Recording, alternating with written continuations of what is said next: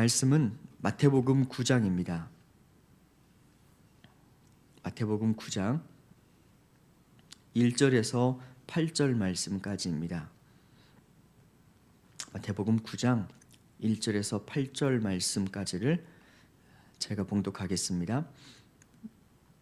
예수께서 배에 오르사 건너가 본 동네에 이르시니 침상에 누운 중풍병자를 사람들이 데리고 오거늘 예수께서 그들의 믿음을 보시고 중풍병자에게 이르시되 작은 자야 안심하라 네 죄사함을 받았느니라. 어떤 서기관들이 속으로 이르되 이 사람이 신성을 모독하도다. 예수께서 그 생각을 아시고 이르시되 너희가 어찌하여 마음에 악한 생각을 하느냐. 내 죄사함을 받았느니라 하는 말과 일어나 걸어가라는 말 중에 어느 것이 쉽겠느냐. 그러나 인자가 세상에서 죄를 사하는 권능이 있는 줄을 너희로 알게 하려 하노라 하시고 중풍병자에게 말씀하시되 일어나 내 침상을 가지고 집으로 가라 하시니 그가 일어나 집으로 돌아가거늘 무리가 보고 두려워하며 이런 권능을 사람에게 주신 하나님께 영광을 돌리니라. 아멘. 우리가 신앙생활을 하는 것은 혼자서만으로는 결코 불가능합니다. 신앙생활은 혼자서 절대 할 수 있는 것이 아닙니다. 우리가 잘 알고 있는 잠언 4장 12절 말씀에 한 사람이면 패하겠거니와 두 사람이면 맞설 수 있나니 세 겹줄은 쉽게 끊어지지 아니하니라.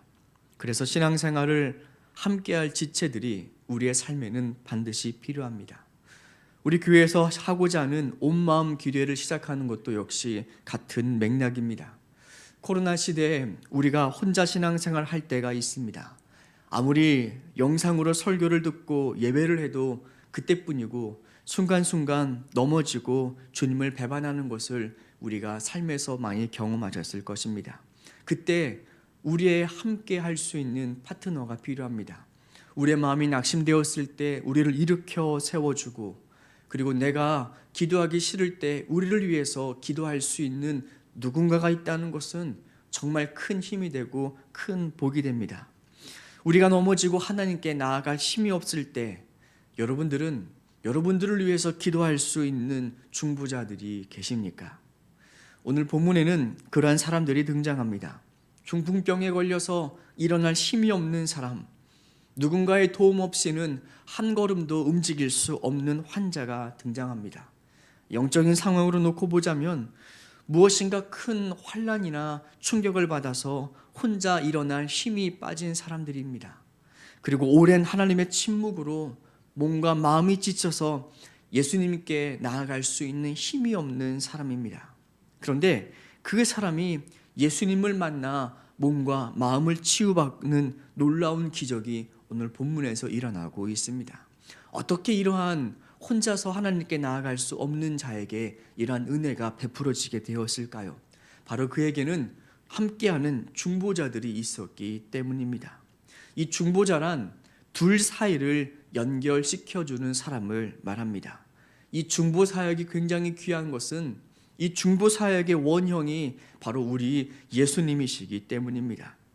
하나님과 원수된 우리는 원래 죄로 말미암아 하나님의 진노밖에는 당할 것이 없었습니다. 죄인을 향하신 하나님의 계획은 분노와 심판뿐입니다. 그런데 예수님께서 우리의 중보자가 되어 주셨습니다. 하나님과 우리 사이를 다시금 십자가의 은총으로 말미암아 회복시켜 주셨습니다. 하나님께 나아갈 수 없는 우리를 데리고 하나님께로 나아가시는 그 예수님의 중보 사역으로 말미암아 우리가 하나님께 진노의 자녀가 아니라 하나님께 은혜를 입은 자녀가 되어서 이렇게 하나님과 화목하게 되었습니다. 그것이 바로 십자가의 사역, 중보의 사역입니다. 우리가 중보자가 된다는 것은 누군가를 위해서 기도하고 누군가를 위해서 하나님께로 그를 데리고 나가는 것은 바로 이렇게 예수님의 모습을 흉내내는 매우 귀한 사역입니다. 본문에서 등장하는 한 중풍병자에게는 이러한 친구들이 있었습니다. 예수님께서 한 가버나움 집에 계셨을 때 그 예수님이 있다는 소식을 듣고 수많은 사람들이 예수님을 찾아갔습니다. 이 중풍병자에게도 그 예수님이 너무나 필요했습니다. 예수님이시라면 오랫동안 못 쓰게 되었던 손과 발을 회복시키시고 예수님이라면 자신을 회복시킬 수 있을 거라 생각합니다. 그래서 그의 친구들은 거동조차 할 수 없는 그를 침상체에 메어서 예수님을 만나게 해줄 계획을 세웁니다. 그런데 큰 문제에 직면합니다. 어쩌면 예수님을 만날 수 있는 마지막 기회였음에도 불구하고 이미 그 집에는 사람들이 너무나 가득 차서 문 앞에까지 발 디딜 틈도 없었습니다. 보통의 사람들이었다면, 보통의 경우라면 실망했을 것입니다. 힘들게 친구를 위해서 여기까지 나왔는데 예수님을 만날 수 있는 모든 길이 막혔으니까 낙심하였을 것입니다. 그런데 이 친구들에게는 믿음이 있었습니다. 중부자들에게는 믿음이 있습니다. 우리가 생각과 우리의 경험이 막혔을 때 그때 우리에게 일하는 것이 바로 믿음입니다. 믿음은 그때부터 일합니다. 믿음이 없는 사람은 장애물을 만나면 포기하고 되돌아갈 생각부터 하지만 믿음 있는 사람은 그때부터 그 믿음의 역사하심으로 새롭게 일하시는 하나님을 삶에서 경험을 하게 됩니다. 남들에겐 보이지 않았지만 오직 믿음을 가지고 나아간 자들만이 볼 수 있는 길이 있습니다. 친구들은 어떻게 생각했는지 지붕을 뚫고 침대를 내릴 생각을 합니다. 원래 지붕 위에는 길이 없습니다. 지붕은 막혀 있는 길이고 볼 수 없는 길입니다. 그런데 이 믿음을 가진 친구들은 그 길이 눈에 보였습니다. 바로 이것이 믿음입니다. 우리 하나님은 여전히 우리에게 길을 내시는 분이십니다. 하나님께 나아가면 길이 있습니다. 왜냐하면 하나님 자체가 길이시기 때문입니다. 사람들은 막혔다고 말하지만 그 길은 갈 수 없다라고 하지만 그러나 하나님께 나아가는 자에게는 항상 길이 있습니다. 우리 예수님 말씀하십니다. 내가 곧 길이라. 예수님은 길 되십니다. 이스라엘 백성들이 이 경험을 똑똑히 합니다. 그들이 홍해 앞에 섰을 때 더 이상 건널 수 없는 홍해 앞에서 그들이 끝났다고 말을 했을 때 그런데 하나님은 그 막혀있는 바다 가운데 길이 있다라고 말씀을 하십니다. 이사야 43장 16절에 나 여호와가 이같이 말하노라 바다 가운데 큰 길을 큰 물 가운데 지름길을 내고 백성들 가운데는 이 바다 속에 길이 있다는 것은 상상도 생각도 못했습니다. 그런데 하나님은 말씀하십니다. 원래 없던 길이지만 볼 수 없는 길이지만 그러나 내가 그 길을 내겠다라고 하십니다. 그리고 바다 한가운데 길을 내어서 백성들을 거기로 지나가게 하십니다. 이것은 단지 성경의 이야기가 아닙니다. 우리 삶의 이야기입니다. 우리 삶에는 우리가 볼 수 없고 우리가 생각할 수도 없는 길이 있습니다. 하나님을 통해서만 건너갈 수 있는 길이 있습니다. 그 길은 보통 길이 아니라 지름길이라고 하십니다. 재밌는 것은 하나님이 내시는 길은 우리 눈에 보는 것과 다르게 우리 인생에는 지름길이 됩니다. 어떻게 요셉의 애굽의 총리가 될 수 있었을까요? 요셉이 애굽의 총리가 되는 길은 정상적인 방법으로는 도저히 불가능합니다. 그가 애굽에 가서 수천 수만 명의 사람들과 경쟁을 해서 국가 고시를 치르고 그의 실력을 인정받아서 애굽의 총리가 되는 길은 너무나 막연한 길이고 이룰 수도 없는 길입니다. 그런데 그가 총리가 되는 지름길은 바로 형들의 배신 가운데 있었고 바로 감옥 속에 총리가 되는 지름길이 있었습니다. 정말 사람들은 알 수 없는 신묘 막직한 길로 하나님께서 그 오묘하신 길로 인도하시는 그 길, 사람은 볼 수 없고 갈 수 없지만 하나님이 내시는 길, 바로 그 길을 믿음 있는 사람들은 보게 됩니다. 중풍병자의 친구들이 바로 그 지름길로 나아갑니다. 돌아갈 수 있는 길도 없었고 뚫고 갈 수 있는 길도 없었지만 그러나 지붕 위에 나 있는 그 길을 내서 바로 침상을 달아 예수님께 그 친구를 내어 드립니다. 예수님은 그 친구들의 믿음을 보시고 그리고 그 환자를 고쳐 주십니다. 본문의 2절 말씀에서 이렇게 말씀하십니다. 예수께서 그들의 믿음을 보시고, 바로 그렇게 믿음으로 순종하고 아픈 친구를 위하여 중보했던 그 친구들의 믿음을 보시고 중풍병자에게 이르시되 작은 자야 안심하라 내 죄사함을 받았느니라. 그리고 6절에서 말씀하십니다. 중풍병자에게 말씀하시되 내 침상을 가지고 가라. 중풍병자가 병을 낫기 위해서 자기가 한 일은 아무것도 없었습니다. 그와 함께하던 믿음의 중보자들을 통하여 하나님께서 그에게 긍휼을 베푸신 것입니다. 중보 기도의 사역은 매우 중요합니다. 야고보서 5장 14절에서도 이렇게 말씀을 하십니다. 너희 중에 병든 자가 있느냐? 그는 교회 장로들을 청할 것이요 그들은 주의 이름으로 그를 위하여 기도할지라. 믿음의 기도는 병든 자를 구원하리니 주께서 그를 일으키시리라. 혹시 죄를 범하였을지라도 사하심을 받으리라. 중보기도 사역을 통하여 우리에게 얻는 은혜가 참 많습니다.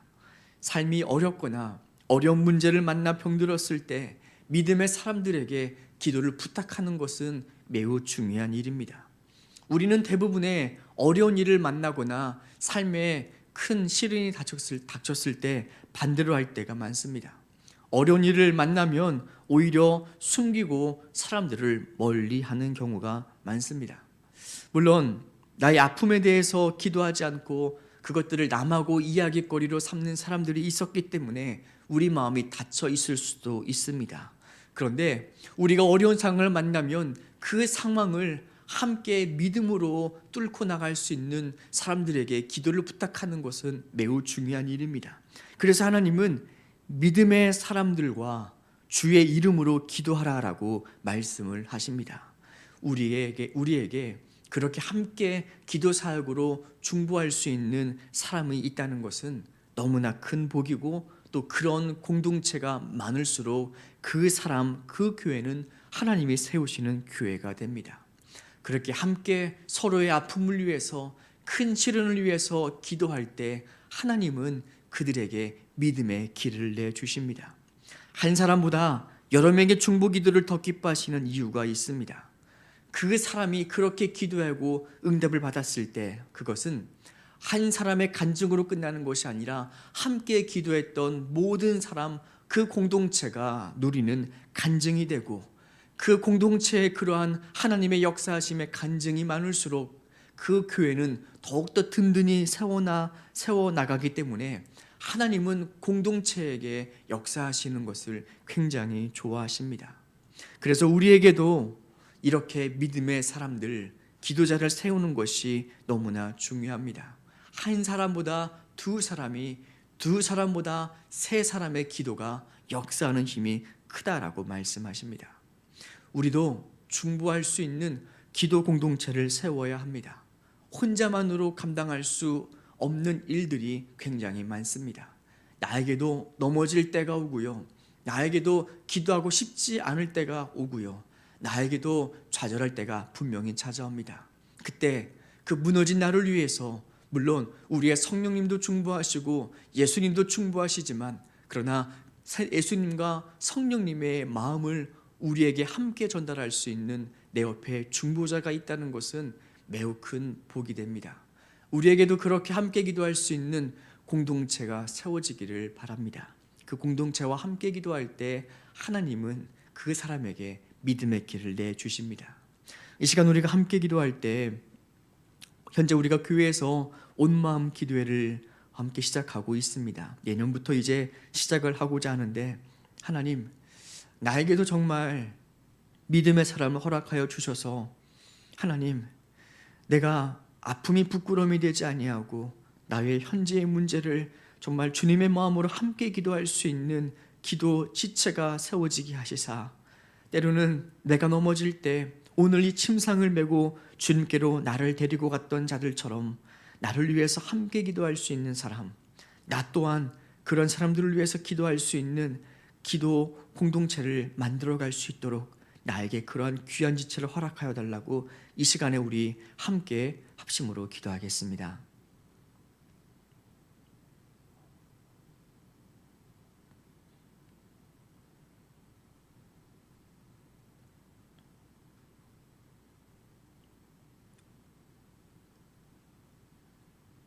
하나님, 신앙생활은 결코 혼자 할 수 없습니다.